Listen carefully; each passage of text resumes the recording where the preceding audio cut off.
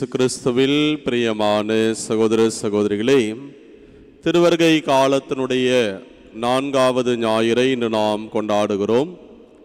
இந்த இறை வார்த்தை வழியாக இறைவன் நமக்கு சொல்லக்கூடிய செய்தி, நாம் வாழக்கூடிய இந்த உலகில் ஒருவர் மற்றவருக்கு உதவியாக நாம் வாழ்வதோடு அதே வேளையிலே அடுத்தவரிடம் இருக்கக்கூடிய நல்லதொரு பண்பை நாம் பாராட்டி நாம் வாழ்கிற வேளையிலே நாமும் வளர்வோம், அடுத்தவர்களும் வளர்வார்கள் என்கின்ற ஒரு செய்தியைத்தான் இன்றைய இறை வார்த்தை பகுதி நமக்கு சொல்கிறது.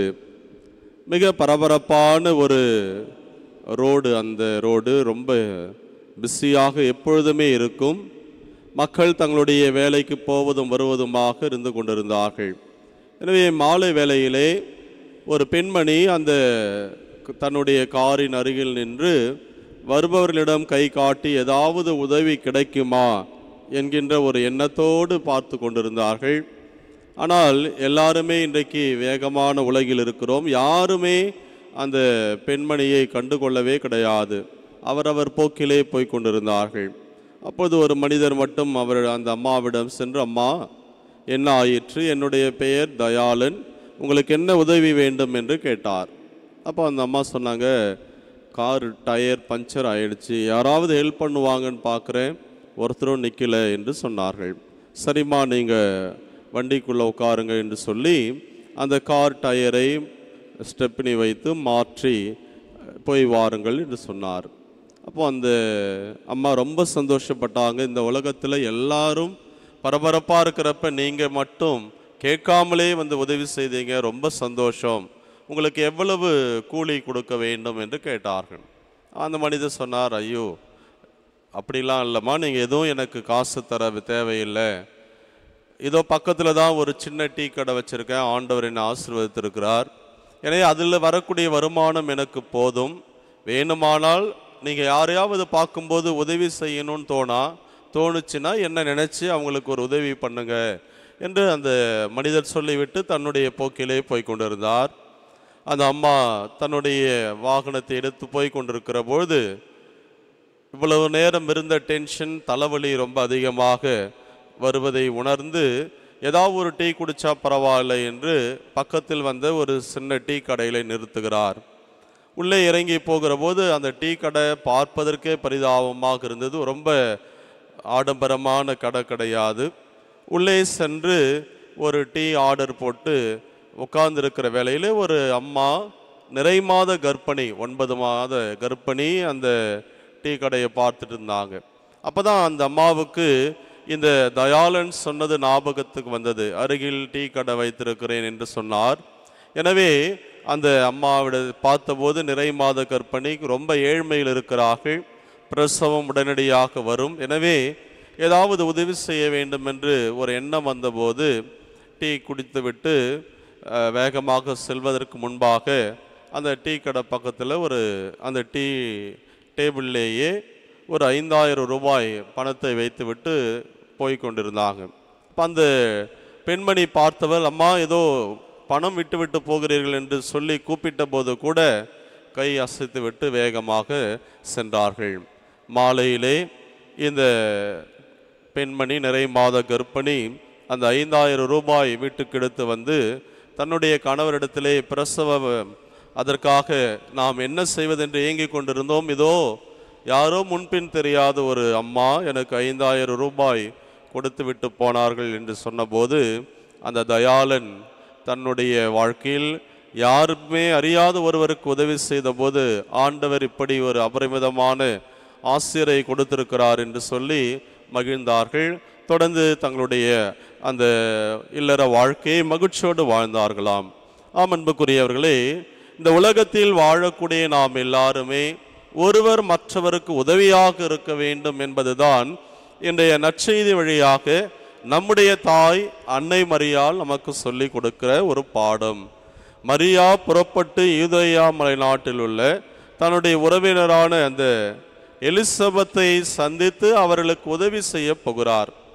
நாம் ஜெபமாலை ஜெபிக்கிற போது சந்தோஷ ரகசியத்திலே 2வது கன்னிமரியால் எலிசபெத்தை சந்தித்தது என்றுதான் நாம் தியானிக்கிறோம். ஆனால் சந்தித்தது என்று சொல்வதை விட அவர்கள் உதவி செய்தார்கள் என்று சொல்வது மிக மேன்மையான ஒன்றாக இருக்கும். எனவே தானே ஒரு தேவையில் இருக்கிறோம், அடுத்தவருடைய உதவி தேவைப்படக்கூடிய ஒரு சூழ்நிலையில் இருந்தாலும் அன்னை மரியாள் தன்னுடைய அந்த உறவினர், வயதானவர், அது முதிர்ந்த வயதில் கருவுற்றிருக்கிறார், அந்த வலி வேதனை என்ன, எப்படியெல்லாம் பார்த்து கொள்ள வேண்டும் என்கின்ற எல்லா விதமான சூழ்நிலை, இளம்பெண் அவருக்கு ஓரளவு தெரிந்தாலும் என்னை விட வயதில் மூத்தவர்கள் இப்படி ஒரு அதிசயத்தை பெற்றிருக்கிறார்கள், அவர்களுக்கு யாருமே கிடையாது, ஏதாவது செய்தாக வேண்டும் என்ற அந்த எண்ணத்தோடு இப்பொழுது இருக்கக்கூடிய வசதி வாய்ப்புகள் இல்லாத ஒரு சூழ்நிலையில் மிக நீண்ட தூரம் பயணித்து அந்த எலிசபெத்துக்கு உதவியாக இருந்தார்கள் என்பதை இந்த நற்செய்தி மிக தெளிவாக நமக்கு சொல்கிறது. எனவே நாம் இன்றைக்கு கற்றுக்கொள்ளக்கூடிய ஒரு பாடம், நம்முடைய அன்றாட வாழ்க்கையில் யாராவது ஒருவர் தேவையில் இருக்கிறார்கள் என்று சொன்னால் அவர்களுக்கு உதவ வேண்டும். உதவுவதால் நமக்கு என்ன பயன் என்று சொன்னால், ஒரு முறை ஒரு மிக புகழ்பெற்ற ஒரு மனநல மருத்துவர் அவரை பார்த்த ஒரு மனிதர், ஐயா எனக்கு அடிக்கடி டிப்ரெஷன் ஆகுது, மனம் சோர்ந்து போகிறேன், களைப்புற்று நான் வேதனையில் அமர்ந்திருக்கிறேன், எனக்கு ஏதாவது ஒரு வழி சொல்லுங்களேன் என்று சொல்லி கேட்டார். அப்போ அந்த டாக்டர் சொன்னார், வேற ஒன்றும் வேண்டாம், எப்பொழுதெல்லாம் மனசோர்வோடு நீங்கள் இருக்கிறீர்களோ கையில் இருக்கக்கூடிய காசை வைத்து கொஞ்சம் அரிசி பருப்பு இதெல்லாம் வாங்கிக்குங்க, அருகில் இருக்கக்கூடிய ஒரு குடிசை பகுதிக்கு போங்கள், அங்கு தேவையில் இருப்பவர்களிடம் கொடுங்கள், உங்களுடைய மன சோர்வு எல்லாம் பறந்து போகும் என்று அந்த மனநல மருத்துவர் அவருக்கு ஒரு ஆலோசனை கொடுத்தாராம். அன்பார்ந்தவர்களே, அடுத்தவர்களுடைய தேவையிலே நாம் உதவுகிற பொழுது ஒரு இனம் புரியாத ஒரு மகிழ்ச்சியை நாம் அடைகிறோம். அதை நான் சொல்ல தேவையில்லை. நம்முடைய பாட்டிமார்களை பார்த்தபோது கூட அந்த பாட்டிமார்களுடைய முகத்தில் வந்த அந்த சந்தோஷம் நமக்கு ஒரு மன நிறைவு, நம்முடைய பாட்டிகளுக்கு நம்முடைய சொந்தங்களுக்கு நாம் செய்ததை போல ஒரு சந்தோஷம், ஒரு நிறைவை நாம் பெறுகிறோம். அதுதான் அந்த மனநல மருத்துவம் மிக அழகாக சொல்கிறார்.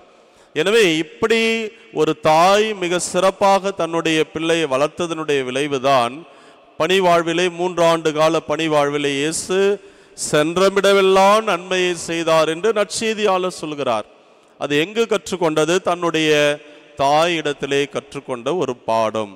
இந்த ஒரு பாடத்தை பெரியவர்கள், பெற்றவர்கள் பிள்ளைகளுக்கு நாம் சொல்லித்தர வேண்டும். கிராமப்புறங்களிலே யாசிப்பவர்கள் வருகிற போதெல்லாம் பெரியவர்கள் போய் ஏதோ அரிசி பருப்போ கையில் இருந்த பணத்தை கொடுக்கவே மாட்டார்கள்.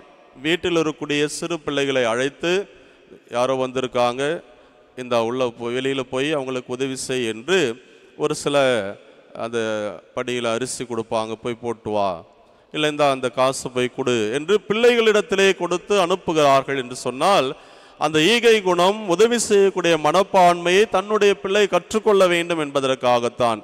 அந்த ஒரு சூழ்நிலையில் தான் அன்னை மரியாள் தன்னுடைய வாழ்வை சிறப்பாக வாழ்ந்தது. ஆண்டவர் இயேசு பார்த்து பார்த்து தெரிந்து கொண்டுதான் பணி வாழ்விலே தேவையில் இருப்பவர்கள், விளிம்பு நிலையில் இருப்பவர்களுக்கு ஓடி சென்று உதவுகிறார் என்பதை நற்செய்தி ஏடுகள் நமக்கு தெளிவுபடுத்துகிறது. இரண்டாவதாக, அடுத்தவர்களுக்கு உதவுவதோடு மட்டுமல்லாமல் அடுத்தவரும் இருக்கக்கூடிய நல்ல பண்புகளை நாம் பாராட்ட கற்றுக்கொள்ள வேண்டும். இன்றைக்கு மரியா எலிசபெத்தை வாழ்த்துவது, எலிசபெத்து மீண்டும் மரியாளை வாழ்த்துவது, இத்தகைய ஒரு மேன்மையான ஒரு அருளை ஆண்டவர் கொடுத்திருக்கிறார் என்று அன்னை மரியாள் வாழ்த்துகிற பொழுது, மறுபக்கத்திலே எலிசபெத், என் ஆண்டவருடைய தாய் என்னிடம் வர நான் யார்? 2 பேரும் மாற்றி மாற்றி தங்களுடைய ஆசீர்வாதங்களை, நல்ல பண்புகளை பாராட்டிக் கொள்கிறார்கள். எனவே அந்த பாராட்டக்கூடிய மனப்பான்மை நம்மிடம் நாம் கற்றுக்கொள்ள வேண்டும். அது வளர்கிற வேளையிலே அடுத்தவர்களும் வளர்வார்கள், நாமும் வளர்வோம். வால்டர் என்ற ஒரு எழுத்தாளர் அழகாக சொல்வார், அடுத்தவர்களை நீ பாராட்டுகிற பொழுது பாராட்டப்படக்கூடியவருடைய நல்ல குணம் உன்னுடையதாகும் என்று அவர் சொல்கிறார். எனவே யாராவது ஒருவர் நல்ல காரியங்களை செய்கிறார் என்றால் பாராட்டுங்கள். அந்த மனசு இன்றைக்கு மிக குறைவாக வந்து கொண்டிருக்கிறது. எங்க அவன் பேர் வாங்கிடுவானோ, இவன் பேர் வாங்கிடுவானோ என்று சொல்லி அடுத்தவருடைய உண்மையிலேயே ஒரு நல்ல குணம் இருந்தால் பாராட்டக்கூடிய அந்த மனதை நாம் பெற்றுக்கொள்ள வேண்டும் என்பதுதான் இன்றைய நற்செய்தியிலே அன்னை மரியாளும் எலிசபெத் அம்மாளும் நமக்கு சொல்லித்தரக்கூடிய மிக சிறப்பான ஒரு பாடம் என்பதை நாம் உள்வாங்க வேண்டும். எனவே இந்த திருவருகை காலம் சென்ற ஞாயிறு மகிழ்ச்சியின் ஞாயிறு என்று நாம் கொண்டாடினோம். இன்றைக்கு அன்பின் ஞாயிறு. ஆண்டவர் இந்த உலகை மீட்கப்படுகிறார். கடவுளுடைய அந்த அன்பு எவ்வளவு மேன்மையானது என்பதைத்தான் அந்த கப்ரியேல் வானதூதர் அன்னை மரியாளுக்கு சொல்லிய அந்த மங்கள வார்த்தை செய்தி நமக்கு நினைவுபடுத்துகிறது. இன்றைக்கு நாம் ஏற்றிய அந்த 4வது மெழுகுதிரி ஏஞ்சல்ஸ் கேண்டில், அந்த வானதூதருடைய அவர்களை அடையாளப்படுத்தக்கூடிய ஒரு மெழுகுதிரி, அந்த அன்பின் செய்தியை இந்த உலகிற்கு கொண்டு வந்ததை நாம் நினைவு கூறுகிற வண்ணமாக நாம் கொண்டாடுகிறோம். அந்த அன்பு நம்மில் ஆழமாக இருக்கிற போது கண்டிப்பாக அடுத்தவர்களுக்கு நாம் உதவுவோம், அடுத்தவரிடம் கூடிய நல்ல பண்பை பாராட்டுவோம். அத்தகைய அந்த மனநிலை நம்மிடம் வருகிற பொழுது இந்த எதிர்கால சமுதாயம் இன்னும் ஒரு மேன்மையான ஒரு உன்னதமான சமுதாயமாக திருச்சபையாக அமையும் என்கின்ற அந்த எண்ணத்தோடு இதை நாம் வாழ்வாக்க தொடர்ந்து ஜெபிப்போம். இறைவன் நம்ம நிறைவாக ஆசீர்வதிப்பாராக. ஆமேன்.